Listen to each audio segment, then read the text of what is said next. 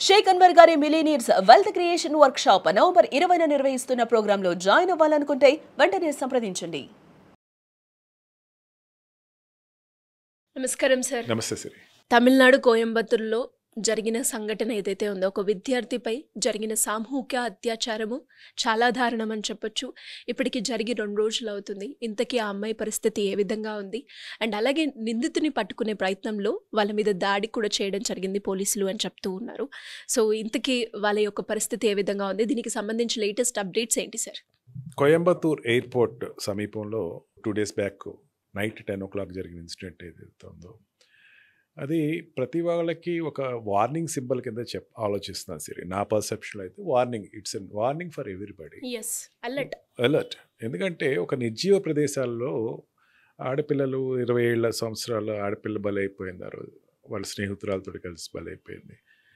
కొంచెం జాగ్రత్తగా ఉండాలి నిర్జీవ ప్రదేశాలకు వెళ్ళేటప్పుడు. జనరల్గా ఏమవుతుందంటే వాళ్ళు పర్సెప్షన్లో ఈ సతీష్ కానీ కార్తీక్ కానీ వాళ్ళు ఇన్వెస్టిగేషన్ చేస్తున్నప్పుడు వాళ్ళు ఏమన్నారంటే ఎవరో గర్ల్ ఫ్రెండ్ బాయ్ ఫ్రెండ్ ఎక్కడో ఉన్నారేమో అని ఆపారు అని చెప్పేసి అది చెప్పారు. It's warning symbol. లవర్స్ కిందగానో లేకపోతే ఎక్కడైనా కలవాలి, ప్రైవసీలో కలవాలంటే నిర్జీవ ప్రదేశాల్లోకి వెళ్ళకండి దయచేసి మీరు. ఈ రోజున 10 జరిగింది ఇన్సిడెంట్. వాళ్ళు 10:45కి ఆ అమ్మాయి అతి కష్టం మీద పోలీసులకి ఫోన్ చేసి, సెకండ్ అమ్మాయి అసలైనటువంటి ఎవరైతే ఎఫెక్ట్ అయిందో, విక్టిమ్ అయిందో, అమ్మాయి చేయలేకపోయింది. సెకండ్ పర్సన్ ఫోన్ చేయడం జరిగింది. పోలీసులు వెంటనే వచ్చారు. అక్కడికి వచ్చి 4 o'clock వరకు ఎతికారు సిరి. ఎంత టైం పట్టిందో చూడండి వాళ్ళు ఎతకడానికి. ఎంతమంది అనుకుంటున్నారు? 100 మంది పోలీసులు. 100 మంది పోలీసులు వచ్చి 4 o'clock వరకు ఎతకగా దొరికారు వాళ్ళు. బాగా పెద్ద ప్రదేశం, నిర్జీవైన ప్రదేశం. ఆ ఏరియాలో జనసంచారం ఉండదు.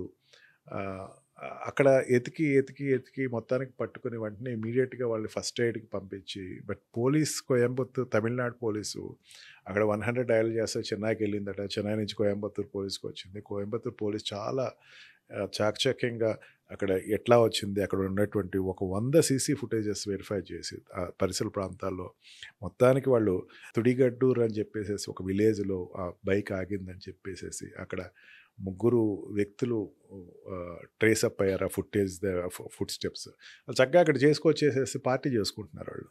అది ఇంకో ఆశ్చర్యకరమైన విషయం ఏంటంటే దాంట్లో పార్టిసిపేట్ చేసింది, నికృత్యమైన పని చేసింది 3 వ్యక్తులు. చిన్న వయసు, సతీష్, కార్తీక్ అండ్ తవాసి అని చెప్పేసి వాళ్ళు 3 అన్నదమ్ములు, సొంత అన్నదమ్ములు. 2 ఒకళ్ళు కజిన్. మర్డర్ కేసులో బెయిల్ మీద ఉన్నారు. బెయిల్ మీద ఉండి వాళ్ళకి ఇదే పనట. వాళ్ళు ఏంటంటే ఈ కట్టెలు కొట్టుకుంటాం వాళ్ళ పని.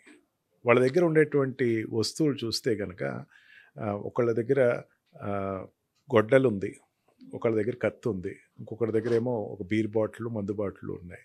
వాళ్ళు ఏంటంటే ఎవరైనా ఉంటే ఆపేసేసి, అంటే దాన్ని ఏమంటారంటే రోడ్ స్నాచర్స్ అంటారు. అంటే రోడ్డు మీద వెళ్ళే వాళ్ళని ఆపేయటం. ఈ వ్యక్తిని కూడా దీంట్లో కార్తీక్ అనే వ్యక్తి తన గొడ్డలతోటి కారుని బదలగొట్టి వెళ్తున్నటువంటి కారుని బదలగొట్టి కంగారు పడిపోయి ఉంటారు. చిన్నపిల్లలు కదా, 20 years ఉండేసరికి ఆపేసరికి వాళ్ళు అకృత్యం చేశారు. They are having criminal background. And also దీంట్లో ఏంటంటే 3 కూడా పశ్చాత్తాపం లేదు. పారిపోవడానికి ట్రై చేస్తూ ఉంటే కాలు మీద షూట్ చేయడం జరిగింది. కార్తీక్ అనుకుంటే వూండెడ్ అయ్యాడు. మొత్తానికి పట్టుకున్నారు, ఇన్వెస్టిగేషన్ చేస్తున్నారు. Hats off to Coimbatore police, చాలా చాకచక్యంగా పట్టుకున్నారు. కానీ కొన్ని లూజ్ ఎండ్స్ ఉన్నాయమ్మా దీంట్లో. ఏంటంటే ఈ బయట లిక్కర్ అన్నది తమిళనాడులో దొరకదు. లిక్కర్ ఎట్లా దొరికింది అనే దాని మీద అక్కడ ఉండేటువంటి పార్టీలు ఈ రోజున ఫైట్ చేస్తున్నాయి. బాటిల్ పట్టుకుని క్యారీ చేసే అంత ఫెసిలిటీ అక్కడ ఉండదు. కొంచెం లిక్కర్ ప్రొవిజన్ ఉన్నటువంటి స్టేట్ కింద చెప్పచ్చు. అక్కడ వీళ్ళకి ఎట్లా దొరికినాయి బాటిల్స్, మందు బాటిల్ ఎట్లా దొరికినాయి. అండ్ ఆల్సో ఎప్పుడు ఒక మర్డర్ బెయిల్ మీద వచ్చాడు అనేసరికి వాళ్ళ మీద ఎప్పుడు కూడా ఒక కన్నేస్తారమ్మా. ఇప్పుడు కూడా వాళ్ళు ఎప్పుడు కూడా ఫ్రీగా వదిలేరు. బెయిల్ మీద వచ్చిన వాళ్ళు ఎప్పుడు కూడా. అందులో మర్డర్ కేసు ఒకటే కాదు, ఇంకా చాలా కేసులు ఉన్నాయి. ఈ మధ్య మర్డర్ కేసులో బెయిల్ మీద వచ్చారు. వాళ్ళ మీద ఎప్పుడు కూడా ఒక కన్ను వేయాలి కదా, ఎందుకు వాళ్ళని పట్టించుకోకుండా వదిలేసేసారు అనే దాని మీద చాలా విమర్శలు ఉన్నాయి. అండ్ ఈ ఆడపిల్లలు వాళ్ళు ఐ థింక్ మెడికో ఒకళ్ళు ఉన్నట్టున్నారు దాంట్లో. And they are students.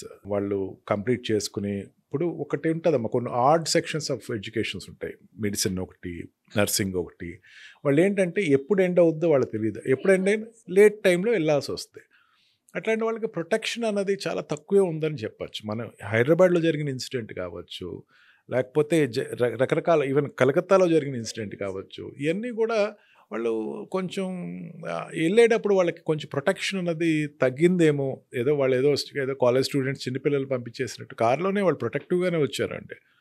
But anyway protection అన్నది వాళ్ళు వెళ్ళేటప్పుడు ఇంటికి వెళ్ళే వరకు ఒక ప్రొటెక్షన్ మానిటరింగ్ అన్నది వ్యవస్థ తగ్గిందేమో అని నా అభిప్రాయం. సరే, అలాగే వాళ్ళ మీద కేసు కూడా ఫైల్ చేయడం జరిగింది. ఏమేమి కేసెస్ ఉన్నాయి సార్ వాళ్ళ మీద? గ్యాంగ్ రేప్ కాబట్టి 376 ఫైల్ చేశారమ్మా. 376 అండ్ గ్యాంగ్ రేప్ కొంచెం పనిష్మెంట్ అయితే సివియర్గానే ఉంటుంది. 376 ఇప్పుడు నిర్భయ యాక్ట్ వచ్చిన తర్వాత హ్యాంగింగ్ డెత్ ఉంది వాళ్ళకి. అండ్ గ్యాంగ్ రేప్ కాబట్టి వాళ్ళకి మోర్ దాన్ 20 years పనిష్మెంట్ వరకు ఉంటుంది. క్రిమినల్ అసాల్ట్ ఉంది, అండ్ గ్రీవియస్ హర్ట్ ఉంది, grievous hurt with dangerous weapons ఉన్నది, అండ్ కారుని బలవంతంగా ఆపారు కాబట్టి, అండ్ రాబరీ ఉంది, డెకాయిటీ వస్తుంది, అండ్ హ్యాబిచువల్ అఫెండర్స్ కాబట్టి వాళ్ళకి ఇమీడియట్గా వాళ్ళకి రౌడీ షీట్ ఓపెన్ చేస్తారు. నాకు పరంగా అయితే ఈ పాటికి వాళ్ళు వేరే రౌడీ షీట్ ఓపెన్ చేస్తుంటే ఈ గొడవ ఉండేది కాదు. రౌడీ షీట్ ఓపెన్ చేయకపోవటం కూడా ఒక తప్పే అని చెప్పేసి అనిపిస్తుంది. ఇప్పుడు మాత్రం ఖచ్చితంగా రౌడీ షీట్ ఓపెన్ చేస్తారు. సీఎం అయితే వెంటనే స్పందించడం జరిగింది. అండ్ అపోజిషన్ పార్టీస్ కూడా మేము సహకరిస్తాం, కానీ ఎక్కడో అన్యాయం జరుగుతుంది ఆడపిల్లల ప్రొటెక్షన్. కోయంబత్తూరులో జరిగిన ఇన్సిడెంట్ తమిళనాడు అంతా కూడా ఈరోజు అలర్ట్ అయిందమ్మా. తమిళనాడు ఒకటే కాదు, దేశం అంతా కూడా ఒక దిగ్భ్రాంతికి చేకూరటం.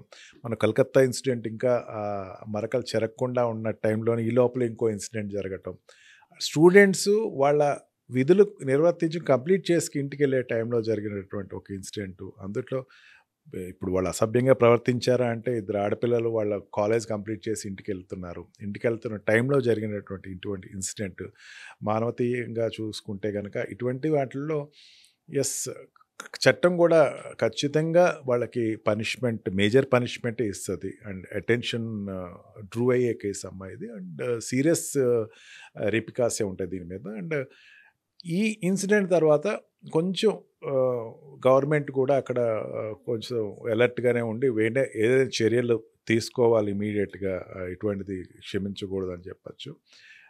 ఇవి జనరల్గా ఇటువంటి కేసులమ్మ మనం జంగిల్ ఏరియాస్లో ఉండేటువంటివి లైక్ ఛత్తీస్గఢ్, జార్ఖండ్, బీహార్, ఉత్తరప్రదేశ్ ఇటువంటి ఏరియాలో చూస్తాం. జమ్మూ అండ్ కాశ్మీర్లో రెగ్యులర్గా జరిగాయి. సౌత్ ఇండియాలో ఎస్పెషల్లీ పీస్ఫుల్ జోన్స్ అయినటువంటి తమిళనాడులో జరగటం మాత్రం చాలా ఆశ్చర్యానికి గురైంది. ఇటువంటి కేసెస్ రేర్గా వస్తాయని చెప్పచ్చమ్మా మనం. Thank you sir. Thank you so much. Thank you very much. Suman టీవీలో మీ పర్సనల్ అండ్ బిజినెస్ ప్రమోషన్స్ కోసం కింది నెంబర్కి కాంటాక్ట్ చేయండి.